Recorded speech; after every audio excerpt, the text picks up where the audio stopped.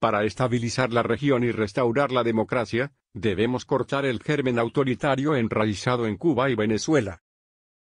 Los mandatarios de Cuba y Venezuela, Raúl Castro y Nicolás Maduro, fui miembro de la coalición opositora que participó en las conversaciones con el régimen de Nicolás Maduro entre el 2017 y el 2018 en República Dominicana.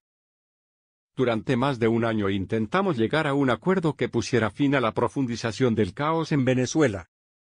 Pero ninguna solución es viable mientras el país permanezca atado a Cuba. Allí, el representante de Maduro en las conversaciones, Jorge Rodríguez, reiteró su deseo de que Venezuela recibiera el mismo trato que Cuba. Esta declaración dejó al descubierto la pretensión del régimen, una dictadura aceptada y que se sale con la suya, como la que Raúl Castro heredó de su hermano. Pero Cuba es más que una inspiración, y un modelo a seguir para el chavismo. La isla ha secuestrado a Venezuela y la tiene como rehén. Se están tomando importantes decisiones gubernamentales en La Habana, no en Caracas. Los tentáculos del régimen de Castro se extienden a varias instituciones gubernamentales venezolanas, incluidas las Fuerzas Armadas y las oficinas de inmigración y servicios de salud. En un discurso en las Naciones Unidas en octubre, el secretario general de la OEA, Luis Almagro, dijo que al menos 22.000 cubanos se han infiltrado en Venezuela, ocupando cargos importantes en agencias gubernamentales y en los servicios de seguridad e inteligencia. La inextricable relación entre la dictadura de Castro y el régimen chavista comenzó hace 25 años, cuando Hugo Chávez visitó La Habana justo después de salir de prisión. Cuando el muro de Berlín cayó en 1989, y comenzó el colapso de la Unión Soviética, Fidel Castro perdió a su gran benefactor económico. El ascenso de Chávez al poder en Venezuela le permitió encontrar un reemplazo. La relación entre los dos países se consolidó entre el 2004 y el 2014, cuando Venezuela experimentó una ganancia inesperada de petróleo. Esta relación ha resultado lucrativa para Cuba. Entre 40.000 y 50.000 barriles de petróleo venezolano se envían a la isla diariamente, a pesar de que la producción petrolera venezolana ha disminuido más del 60% en los últimos tiempos. Durante los años de auge, se enviaron a Cuba alrededor de 90.000 barriles de crudo al día, lo que representa $9 estadounidenses mil millones al año.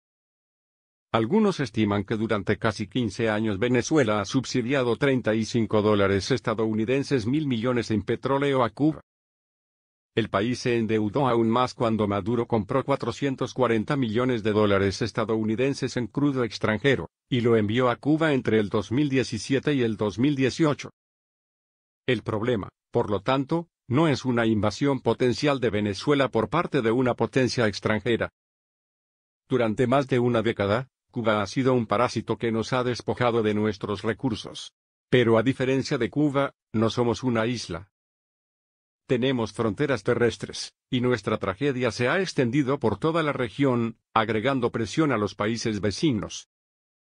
Para estabilizar la región y restaurar la democracia, debemos cortar el germen autoritario enraizado en Cuba y Venezuela. La democracia no puede ser restaurada hasta que los dos regímenes se desacoplen. Maduro ha demostrado que no dejará el poder por su propia voluntad. Aquellos de nosotros que nos oponemos a su gobierno no estamos armados, ni buscamos derrocar violentamente a su régimen. Sin embargo, nunca aceptaremos la normalización de esta dictadura. Mientras Maduro permanezca en el poder, habrá más muertes, prisioneros, persecución y compatriotas obligados a emigrar.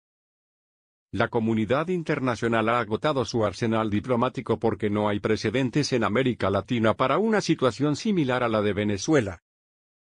Cuando llegue, la salida de Maduro será equivalente a la caída del muro de Berlín para la región. Los países demócratas deben ejercer también presión directa sobre La Habana para lograr un cambio en Venezuela. El llamado de la Asamblea Nacional y del presidente interino del país, Juan Guaidó, a que Venezuela deje de enviar petróleo a Cuba es un primer paso. Las empresas que comercian con el petróleo venezolano deben cumplir si desean evitar sanciones secundarias derivadas de las que ya se impusieron contra nuestra empresa estatal de petróleo y gas. USA, por parte de Estados Unidos.